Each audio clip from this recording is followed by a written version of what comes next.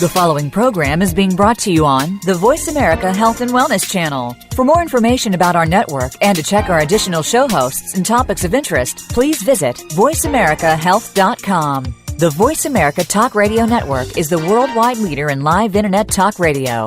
Visit voiceamerica.com. The views and ideas expressed on the following program are strictly those of the host or guests and do not necessarily reflect the views and ideas held by the Voice America Talk Radio Network, its staff, and management.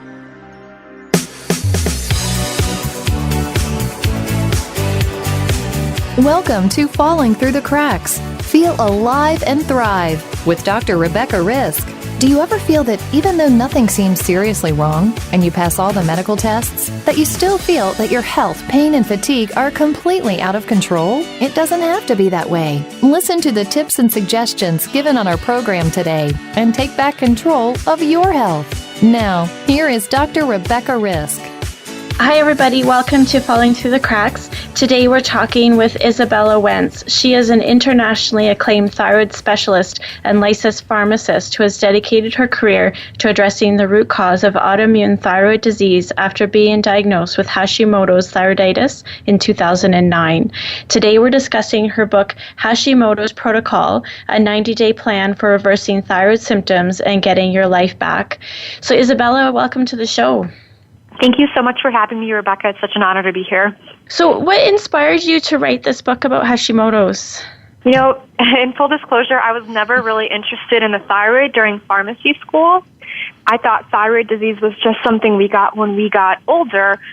And it wasn't until I got my own diagnosis of Hashimoto's when I was in my 20s, after almost a decade of some pretty debilitating symptoms. That's when I decided to become Hashimoto's expert / human guinea pig.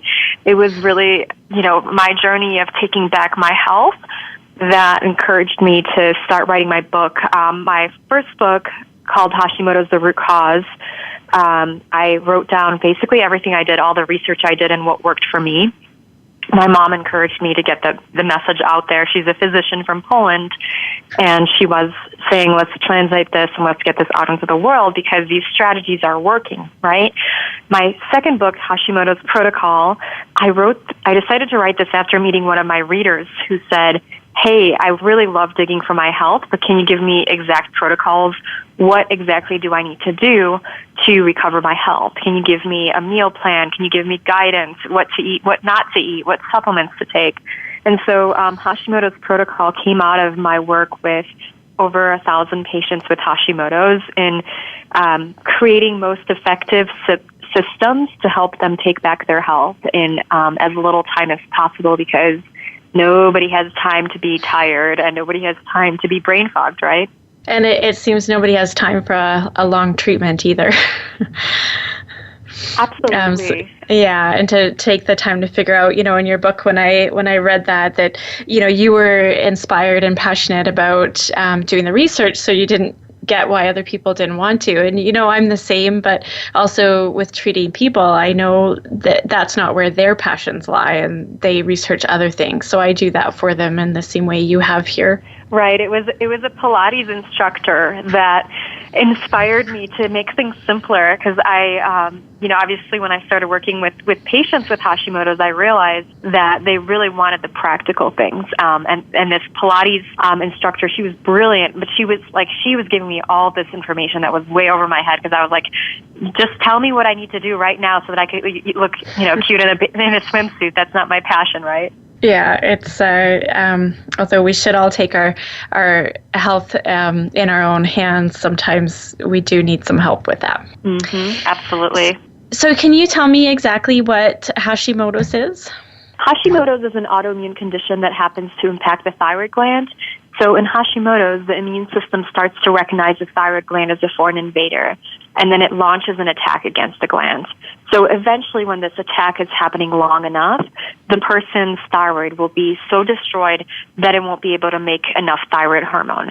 And then that's when hypothyroidism develops, or an underactive thyroid. It's one of the most common autoimmune conditions.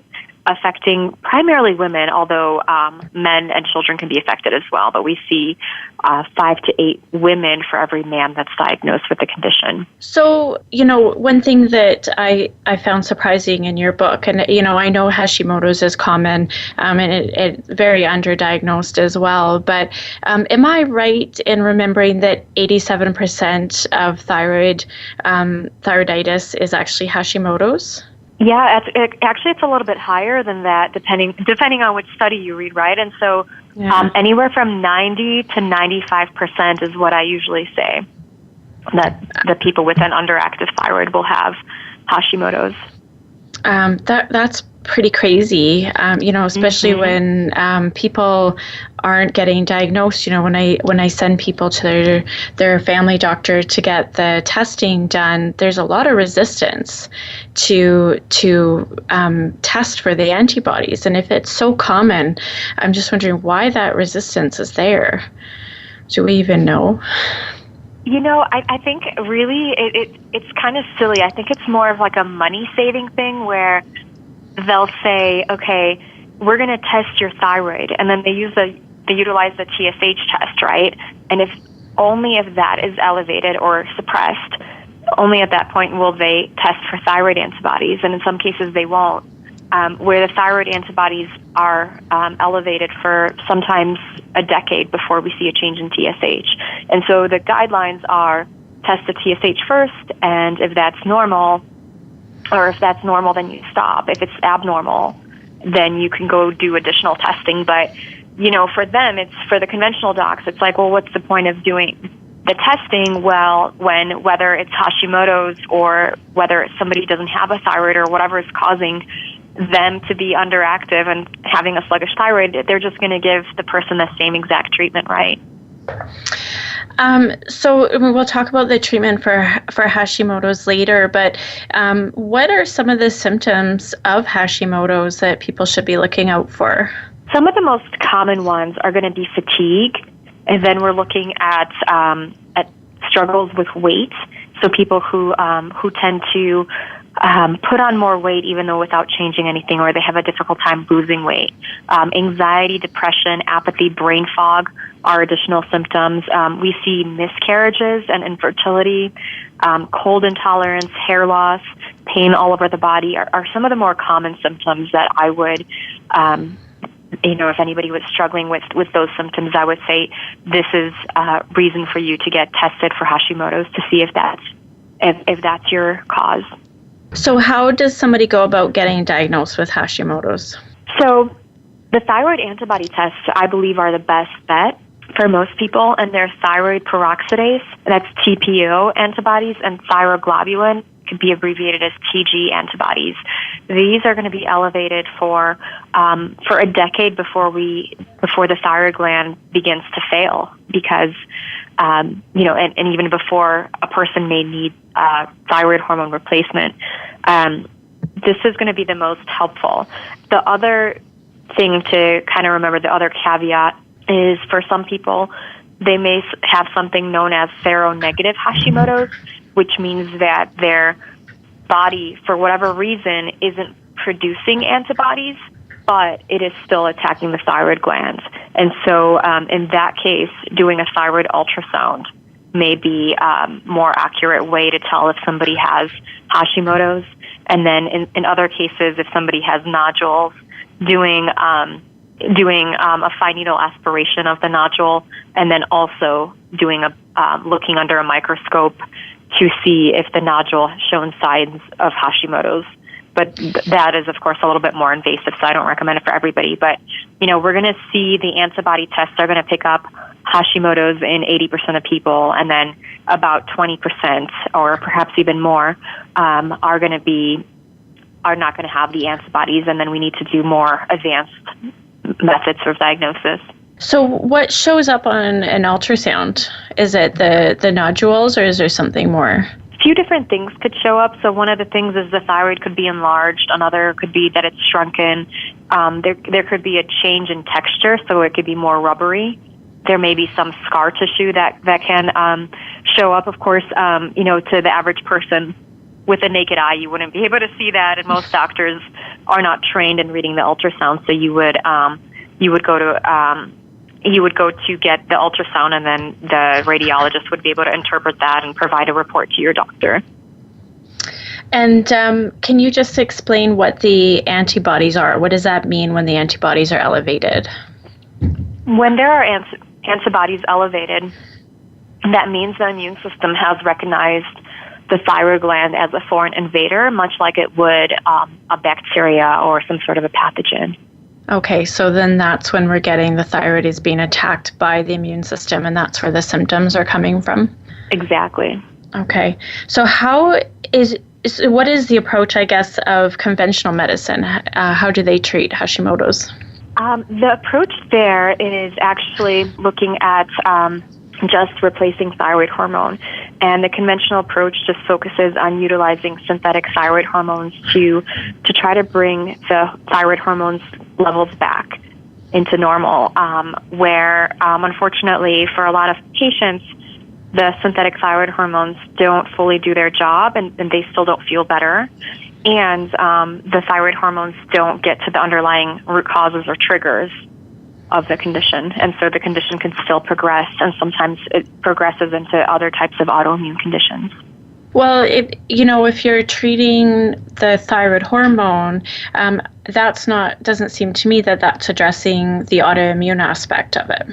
It's not. So it basically, if you were to think about, if you had a bucket and with a hole in it, and you were trying to keep the bucket full of water, and you just kept pouring more and more water into it, that's sort of the conventional medical approach, is keep pouring more water into the bucket as it drains out, right? And with functional medicine and the approach that I advocate, we talk about, okay, yes, let's put more water into the bucket, but let's also plug up the holes so that we don't have to keep adding more of this water, right? That seems to make sense. So how is your approach different from just replacing the thyroid hormone?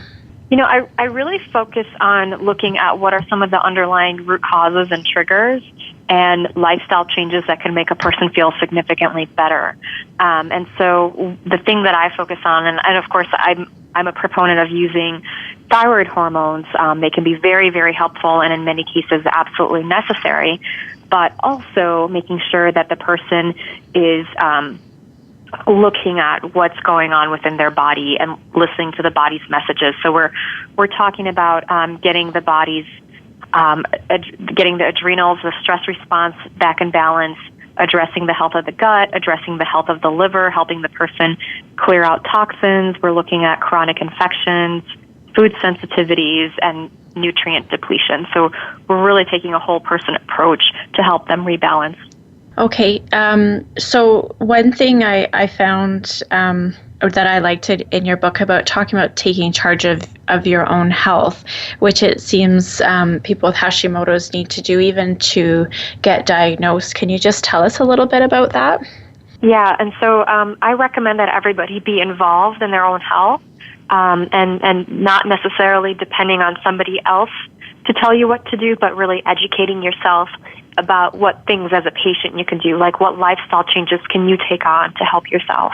It seems to make sense. It's something that I come up a lot, and it's part of my journey as well, where I was told that I was completely healthy and I was barely functioning as a human being. I had to, look deeper until I found the answer. And, some people tell me they're really tired of looking, but I don't think that there should ever be a time where your health shouldn't be a priority and continuing to search for the answers until you find it. Yeah, absolutely. Nobody's going to take as good of care of you as you take care of yourself, right? You know your body best. Yeah, and I think we know when something's wrong more than anybody else does, because we know things just aren't right, and we should keep looking for those answers. Mm-hmm. We're going to take a quick break. We're talking today with Izabella Wentz. She is the author of the Hashimoto's Protocol, so we'll be back shortly.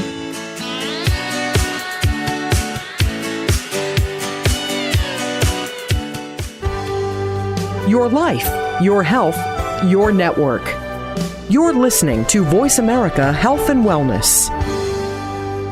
The Voice America Live Events page is here now to showcase your corporate, individual, or organization's live event. Visit voiceamerica.com/live events to see all of our past live events and find out more. Whether it's a multi-day conference, special speaker, or single-day event, we've got everything to make your event a success. We can do a few hours or a few days. For more information about taking your event to the next level, call Jeff Spinard at 480-294-6417 or email info@voiceamerica.com. Again, that's Jeff Spinard at 480-294-6417 or send us an email to info@voiceamerica.com. Now there's a new destination for video content, VoiceAmerica.tv. Just like our radio channels and so much more. Voice America Variety, Health and Wellness, Business, Sports, Green Talk, Power Up Motorsports, and Seventh Wave Network now have their own video channel components. Plus, check out exclusive programming, including movies, music, educational courses, science and history, current events, and short features. High-definition, premier quality programs available 24/7. VoiceAmerica.tv. If you think you've seen online TV like this before, let us surprise you. These days, everyone is looking for information on staying young, healthy, and fit.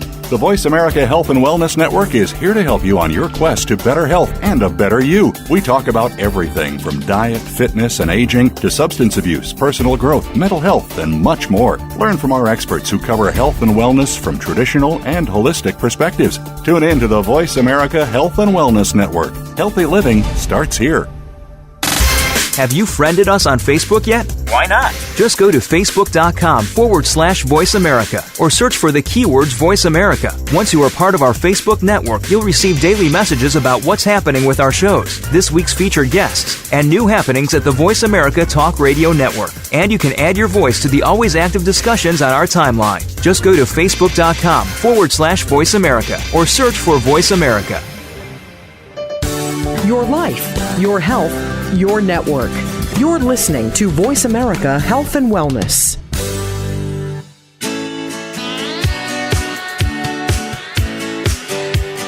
You are listening to Falling Through the Cracks with your host, Dr. Rebecca Risk. To reach the program today, please call in to 1-866-472-5792. Again, that's 1-866-472-5792. You may also send an email directly to Dr. Risk. The email address is anantacalgary@gmail.com. Now, back to Falling Through the Cracks.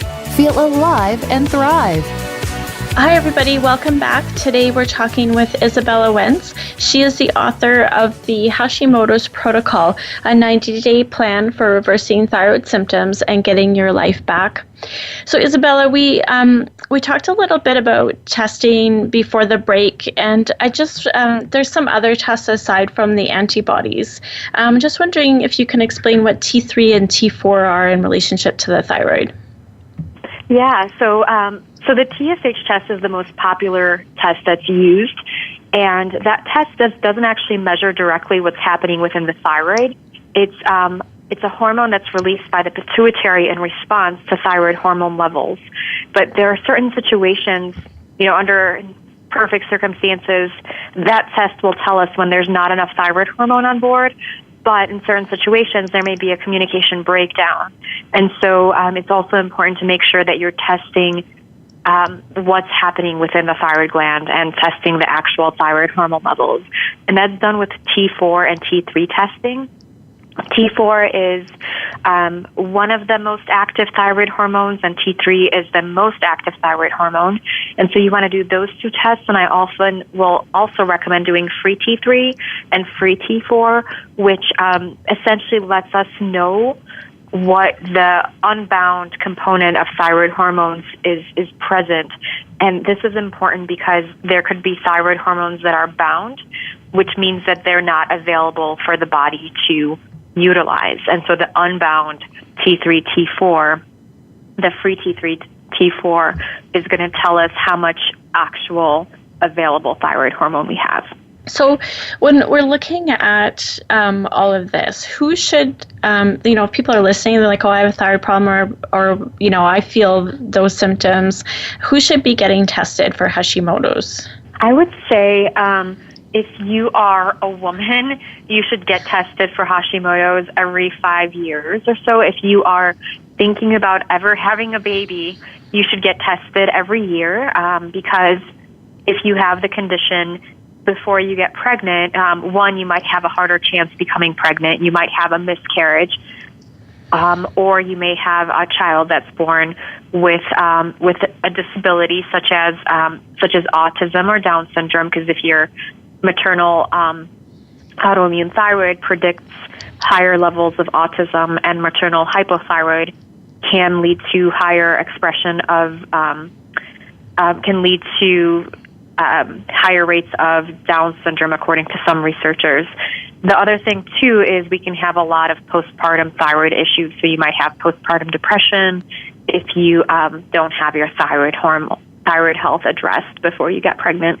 But really, anybody that's struggling with weight fatigue, is not feeling their best, should get their thyroid antibodies tested. We look at the levels of Hashimoto's in the community are 27% when we do more advanced diagnostics. So that's 1 in 4 people.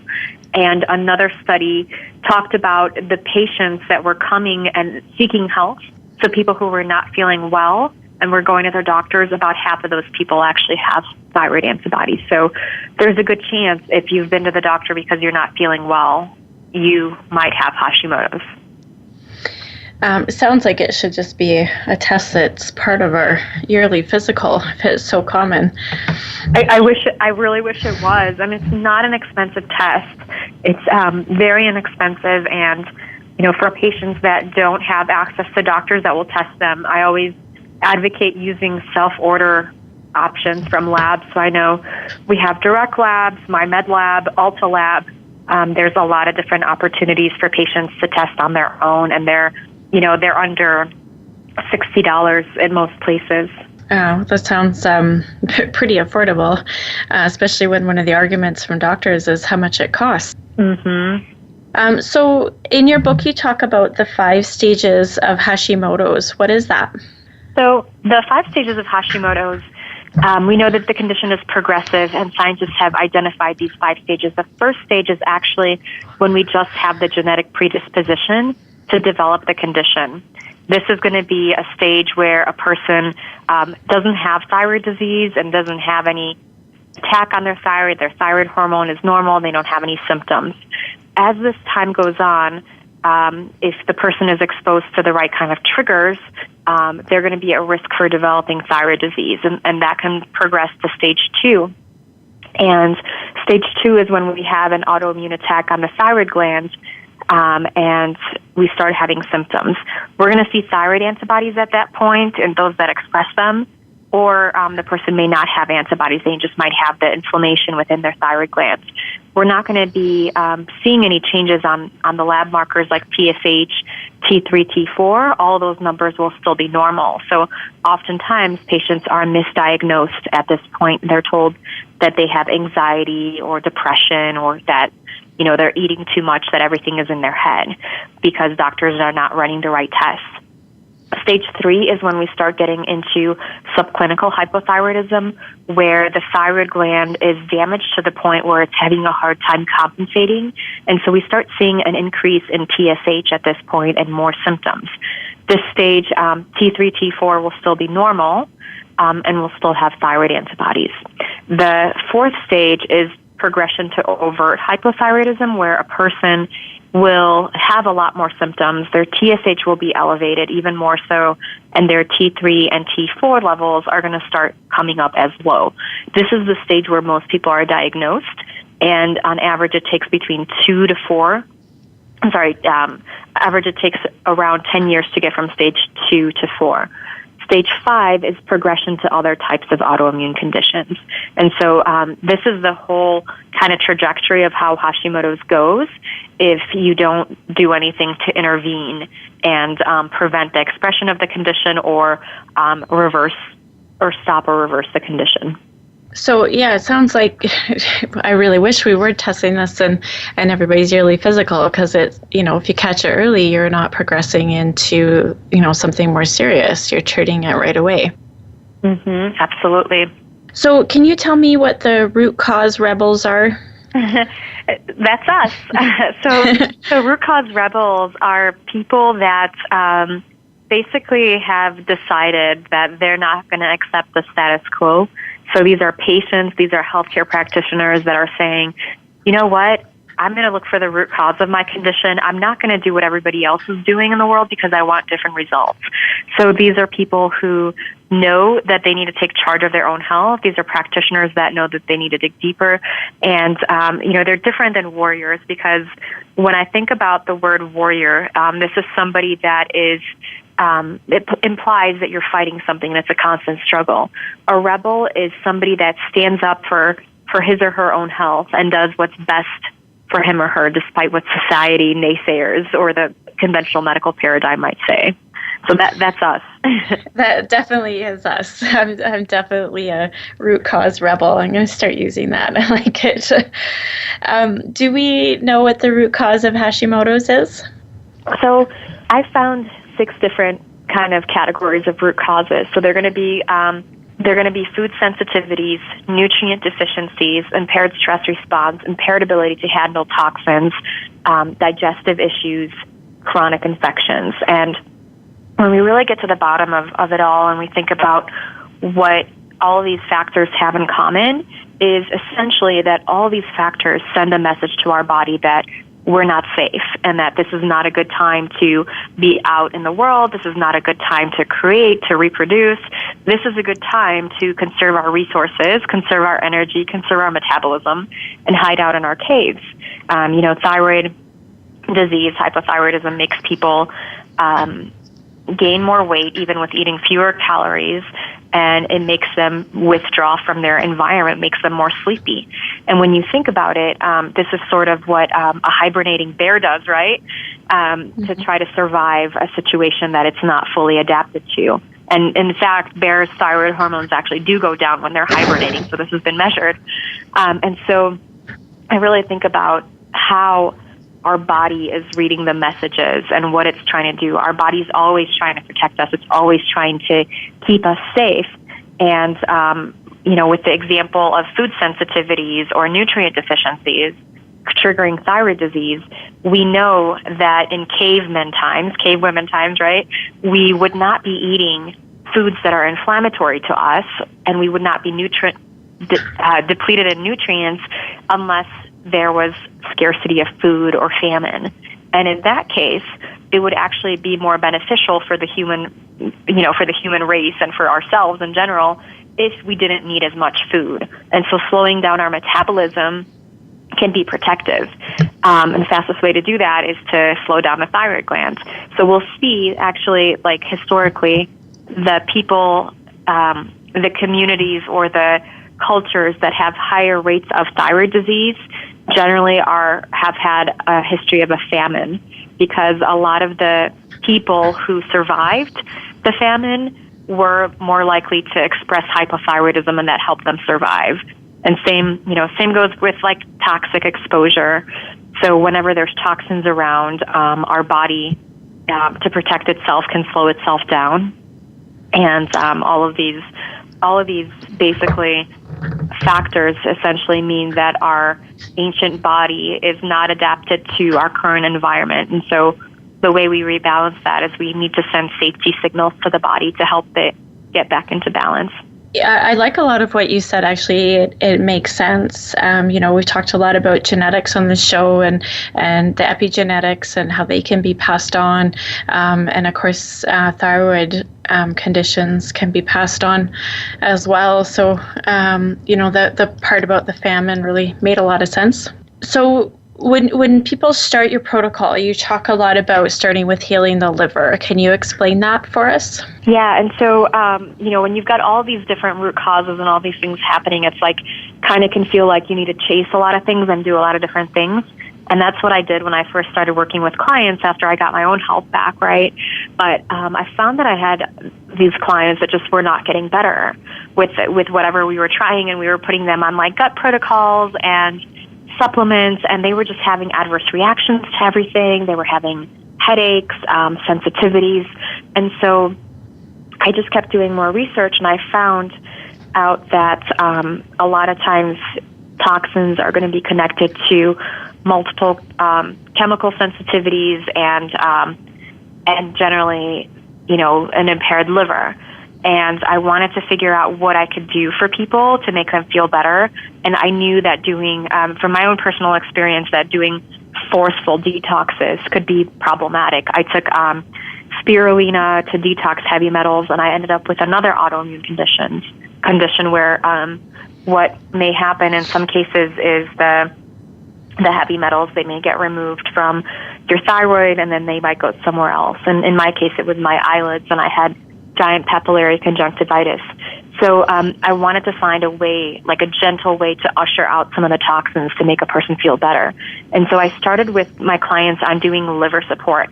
So this is not a detox. It's basically giving the liver an opportunity to work better, so just supporting the liver. And we do this with targeted foods, nutrients, and habits, and as well as eliminating some things from our environment. So I found that with my Hashimoto's clients, about 70% of them feel significantly better within 2 weeks of doing this liver protocol. So what are signs that somebody needs to do something for their liver? If you have a thyroid condition, generally your liver is going to be congested. It's going to be working too hard. There's a few reasons for that. One is the body in autoimmune disease makes something called circulating immune complexes, and those need to be processed by the liver and oftentimes get stuck there. We're going to have a reduced amount of sweating. So in hypothyroidism, so we're not going to be getting rid of toxins that way. And then we're also going to have a leaky gut. So then that kind of, basically puts everything on top of the liver. But some of the symptoms are going to be digestive problems, anxiety, extreme sensitivity to supplements or medication. So if you're somebody that's like, I react to everything, that's going to be a symptom. Multiple chemical sensitivities, fatigue, skin breakouts, which may mean that the toxins are trying to leave through the skin any way they can. All of these things, headaches, can be potential symptoms. Okay, so we're actually going to take a quick break. We're talking today with Izabella Wentz. She is the author of the Hashimoto's Protocol. So we'll be back shortly.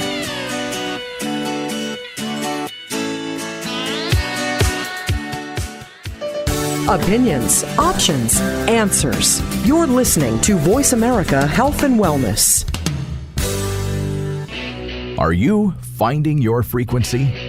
It can be described as that space between failure and success. It's the future of digital media. It's finding your voice. It's engaging topics, content, and ideas. Jeff and Ryan discuss the digital media space and all of its aspects. It's about making the mistakes, taking the chances, summoning the intestinal fortitude to step out of your comfort zone, and discovering what you can accomplish when you decide to try, decide to learn, decide that you have something to say, and find your frequency. Live Fridays at 2 p.m. Pacific Time, 5 p.m. Eastern Time on the Voice America Variety Channel.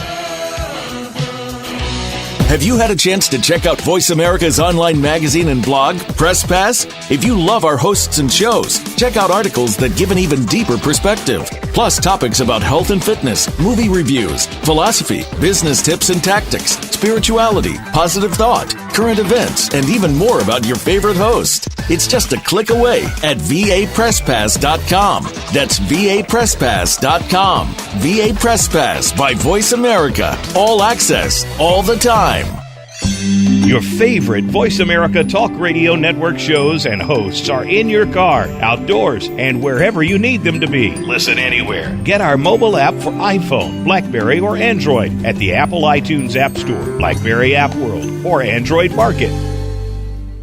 Have you become a member yet? Sign up now to become a member of Voice America. It's always free and easy. Plus, you get to take advantage of some great member benefits. Get unlimited access to millions of hours of on-demand content across all of our channels. Keep track of your favorite episodes, shows, and hosts in your own customizable library. Find out what shows you might be interested in based on your favorites. Plus, you get insider access with our newsletter. Membership gives you more. Sign up at voiceamerica.com and click Register at the top right.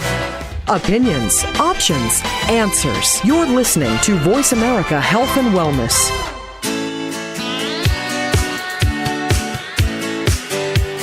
You are listening to Falling Through the Cracks with your host, Dr. Rebecca Risk. To reach the program today, please call in to 1-866-472-5792. Again, that's 1-866-472-5792. You may also send an email directly to Dr. Risk. The email address is anantacalgary@gmail.com. Now, back to Falling Through the Cracks. Feel alive and thrive. Hi, everybody. Welcome back. Today we're talking with Izabella Wentz. She's the author of the Hashimoto's Protocol, a 90-day plan for reversing thyroid symptoms and getting your life back. So, Izabella, you mentioned, we talked about liver toxicity. I'm just wondering how chemical exposure affects our thyroid. Wow. Chemicals can essentially get lodged in the thyroid glands and cause damage, leading to an initiation of autoimmunity. So there's various types of chemicals that have been implicated. A lot of chemicals that are found in our manufacturing facilities. Those, there's certain kind of chemical plants, radioactive chemicals. So like nuclear fallouts. I personally was exposed to Chernobyl. And about 80% of children that were around my age when they were exposed, that were living close to the nuclear site, ended up with thyroid antibodies and Hashimoto's. So these are some of like the bigger toxins, but there's also day-to-day toxins. So we can have things like fluoride in our water supply. This can actually suppress and damage the thyroid gland. This used to be used as a thyroid-suppressing medication for overactive thyroid disease before other medications were developed. And so, there's various chemicals in our environment that can definitely cause damage and suppress, disrupt thyroid hormone activity. Talking about chemicals is a favorite topic of mine. I was definitely affected, which triggered my Lyme, and the two together had me bedridden. I was working in a building that was brand new, so the whole thing was off-gassing. And when I do shows and we learn that there's 88,000 unregulated chemicals in our homes, and women are, when they're getting ready in the morning, are exposed to about 500. No wonder women are more affected than men with their thyroid. Yeah, absolutely. And there's part of the reason why I recommend a personal care detox for 2 weeks as part of my liver protocol, because personal care products can be full of hormone disrupting chemicals. Yeah, it definitely makes sense to add that in. It's basically part of any program, whether it's your thyroid or anything else. We're all going to be healthier and better if we eliminate the chemicals as much as possible. I agree. So you talked a lot about gut health, and can you just tell us how important that is with Hashimoto's? Of course. So not many people know this, but gut cells and thyroid cells are from the same fetal origin. And so whatever we do to help our gut is going to help our thyroid, and really vice versa. And so Dr. Fasano has found, he's a researcher that specializes in autoimmunity and celiac disease. He's found that every case of autoimmune disease has three things that need to be present in order for it to manifest. And this is having the genetic predisposition, exposure to a trigger, as well as leaky gut or intestinal permeability. Now, all three of these things need to be present for the disease to express itself. If we take away just one of these factors, the disease no longer expresses itself and it could go into remission. So this is really, really exciting, because that means that if we remove one of those factors, we can get significantly better. Now, we know that we can't change our genes in this day and age, right? So maybe in the next 100 years, we'll be able to choose and change our genes at will. For now, that's not an option, right? And so we kind of have to do our best with the genes we do have. And so there's ways to manage gene expression, and that's going to be through addressing the triggers that we have. So these could be the nutrient deficiencies or infections or a whole host of other kind of triggers, or addressing the gut. So in some cases, the triggers can be elusive. They may take a while to identify and find and eradicate. And in the cases of some of the chronic infections, as you know, they can be tricky to get rid of. But we can always work on the health of the gut, and we can always make the gut less leaky and make a person feel better when we do that. So what does leaky gut mean? So in very, very simple terms, what it means is that we have this gut barrier that's supposed to keep the things within our gut there, right? And when the gut becomes leaky or permeable, that's not happening. So various types of food particles and toxins can sort of go back and forth between the gut and the rest of our bodies. And this is a common occurrence in people with autoimmune disease. Some of the symptoms might be irritable bowel syndrome, acid reflux, bloating, various types of diarrhea, constipation. These can all be potential symptoms of having a leaky gut, but it's not, it's not necessarily every person with leaky gut will have those symptoms. Are there certain foods that we know of that can affect Hashimoto's, either positively or negatively? Yes, gluten, dairy, and soy are the three most reactive foods in Hashimoto's. So I will often recommend that a person get off of those three foods to make themselves feel significantly better. As far as foods that are positive, what I've seen, foods like bone broth can be very helpful, and any nutrient-dense foods are very helpful in reestablishing nutrient sufficiency. I love that this is part of it. I think it's part of any health journey. I always start with the gut. So whatever's going on, work on cleaning up the diet, removing any triggers, and, healing that gut. Because as you said, if we take away one of those elements, we're more likely to prevent a disease down the road. I agree. So how does stress affect the thyroid? So there's a very important relationship between the stress response and thyroid gland. And so this could be current present stress, or this could even be past stress and how that's responding within our bodies. We know that people who have had a history of physical abuse, sexual abuse, a history of trauma are going to have higher rates of thyroid disease. And stress is oftentimes one of the most commonly reported things for my clients, where I'll ask them, what was going on in your life before you got sick?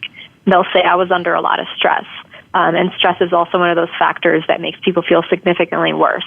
So it's something that's really, really important. We need to address it. In a kind of physiology standpoint, the adrenal glands, which produce our stress hormones, have an intricate relationship with the thyroid glands. And so when one system is out of balance, it'll try to compensate with the other system. And so we find that majority of clients with Hashimoto's actually have an impaired stress response, and this is an important part of overcoming and healing Hashimoto's. So what can we do to help the stress response? I like what I recommend in my book, Hashimoto's Protocol, is a 4-week plan that I like to call Spa Month, and it's the adrenal protocol, where we really go through and we help the person focus on resting and relaxing. And so we go through a month where we get off of caffeine, we work on balancing the blood sugar, we work on positive affirmation, and most importantly, getting plenty of sleep, because fastest way to get your stress hormones out of balance is through sleep deprivation. And the fastest way to get them back in balance is through getting adequate sleep. So we're doing plenty of rest. And then the other thing I like to utilize is the ABC. So it's adrenal adaptogens, B vitamins, and then vitamin C. And these nutrients and supplements can also be helpful for resetting the stress response. So you talk in your book about how blood sugar is related to a lot of this. How does that affect everything? So blood sugar is something that is going to be out of balance in most people with Hashimoto's.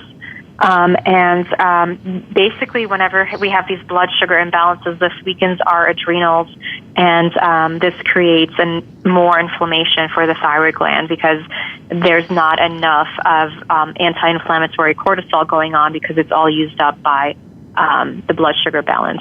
So what can somebody do to regulate this?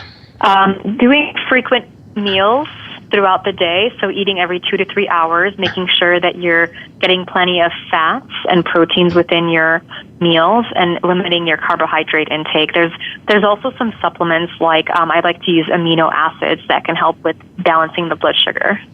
A lot of people, when they have thyroiditis, so they talk about the food's goitrogens. How does that affect thyroids? So the goitrogens are actually a myth for Hashimoto's. So what goitrogenic means is, and I should rephrase that. So there's various types of goitrogens, and the word goitrogen basically means anything that interferes with thyroid hormone production. Now, this could be in any way, shape, or form. So fluoride could be a goitrogen because it destroys thyroid tissues. We have soy could be a goitrogen because it interacts with the thyroid peroxidase enzyme. So these are two potential mechanisms that are problematic. And those are the kind of things I recommend staying off of. Now, there's a branch of, a certain kind of food types that are known as goitrogens that are the vegetables, the brassica cruciferous vegetables. And these are considered goitrogens because they could block the intake of iodine into the thyroid glands. And so in the case if a person was iodine deficient, that could exacerbate the deficiency if you were to eat them in a raw state, and lots of them. Now, clinically, this doesn't actually matter very much so in Hashimoto's because we find that most people with Hashimoto's are not deficient in iodine, and the amount of goitrogens found in the foods are not sufficient to create deplete us of iodine, if that makes sense. So I've read some things and seen, that people with Hashimoto's sometimes can react to iodine. And I've also read that there's more Hashimoto's where we have more iodine in our diet. Is there a relationship that you've seen? Because I'm not sure we understand that at all yet. Yeah, so iodine seems to be a Goldilocks nutrient where we need to have just the right amounts of it for proper thyroid function. When we don't have enough of it, we end up with hypothyroidism because of the deficiency, because iodine is a necessary component of thyroid hormones. When we have too much of it, we have an imbalance in the thyroid gland where all this iodine has to be processed by the thyroid peroxidase enzyme. And when there's too much of it, that can actually cause inflammation within the thyroid gland, and that can initiate the autoimmune cascade. A lot of people are consuming table salt that has added iodine. Is that contributing to, how much Hashimoto's that we're seeing? Processed salt has been linked to Hashimoto's, and I don't know if that's independent, and autoimmune disease. I don't know if that's independent of iodine, but generally we do see, I do recommend getting off of processed salt for most people. That's going to be one of the common helpful things. So if somebody's listening and they think they're affected by Hashimoto's and they know they are already, are there certain supplements that they should be taking that can help them? Some of the most helpful things they can do is to start balancing their nutrients, and some of the most helpful supplements are going to be selenium, magnesium. We're going to see that the vitamin D is oftentimes going to be depleted. And I also like to recommend testing for B12, and then also for thiamine, using that as a supplement, and 600 milligrams can be very helpful for Hashimoto's. And how fast do people see results once they start doing all of this work? It depends on the supplement. With thiamine, we can see people feeling significantly more energetic in as little as 3 days. With selenium, usually within the first few weeks, a person will feel better. They usually feel less anxious, and they might have less hair loss and have slightly more energy too. Okay, so if somebody is wanting to get started, where should they start? A really great place to start is by, I like the liver support protocol, and a big part of that is going to be food pharmacology, where we get rid of the foods that are going to be inflammatory to us. So getting off of gluten, dairy, and soy is a really, really great starting point for most people. And is there a way that people can get a hold of you if they have any questions, or how they can find your book? Yeah, so my website is thyroidpharmacist.com, and I'm also on Facebook. If you look for thyroid pharmacist Dr. Izabella Wentz or Dr. Izabella Wentz thyroid pharmacist, you'll be able to find me on Facebook. So I often do Facebook Live events where I do Q&A sessions for people, and the best information is found in my book too. so Hashimoto's Protocol, and then on my website, Thyroid Pharmacist. And I do have a quick starter guide when people go to thyroidpharmacist.com/gift, when they can have access to the nutrient depletions and digestion guide that I developed, quick start guide for gluten-free, dairy-free, soy-free recipes, as well as like how to get on the thyroid diet without making all the mistakes that I did when I first did it. It's always helpful when somebody's made the mistakes for you. Exactly. I've made plenty of them so that that other people don't have to, and then I write about them. That's great.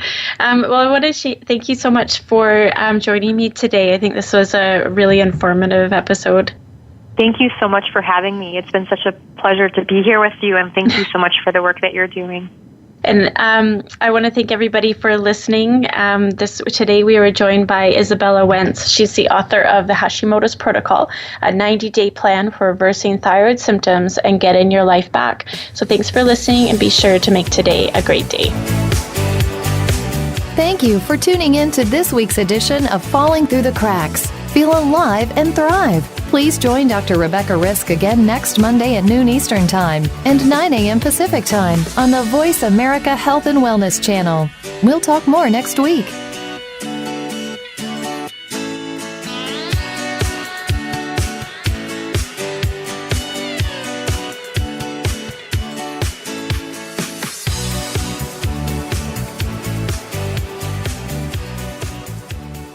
Thanks again for listening to the preceding program, brought to you on the Voice America Health and Wellness channel. For more information about our network and to check out additional show hosts and topics of interest, please visit voiceamericahealth.com.